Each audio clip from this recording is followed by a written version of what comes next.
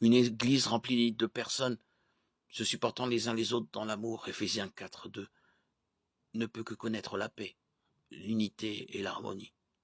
La personne vraiment humble voit ses propres défauts à la lumière des perfections de Christ. Elle ne cherche pas à voir les défauts des autres. Mais quand elle le fait, elle dit la vérité dans l'amour et désire leur sanctification afin qu'ils soient édifiés à l'image de Christ.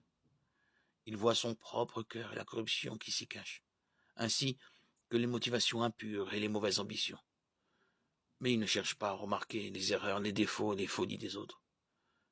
Il voit la dépravation de son propre cœur et espère charitablement en la bonté des autres, et croit que leur cœur est plus pur que le sien. Plus important encore, en tant que chrétiens, nous devons nous voir les uns les autres à la lumière de la croix. Les autres chrétiens sont ceux pour qui le Christ est mort d'une mort horrible et douloureuse, afin d'échanger sa juste perfection contre leurs péchés.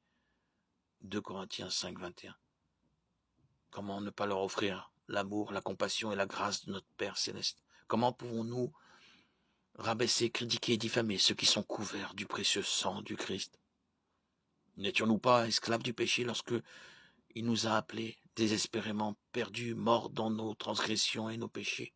Éphésiens 2:1.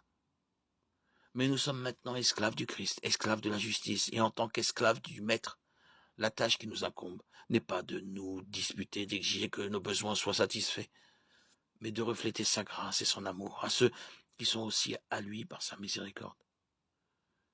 Une église remplie de telles personnes jouissant de leur salut commun sera une véritable église biblique, unifiée dans la foi, transmise au sein une fois pour toutes, en luttant avec ardeur pour cette foi.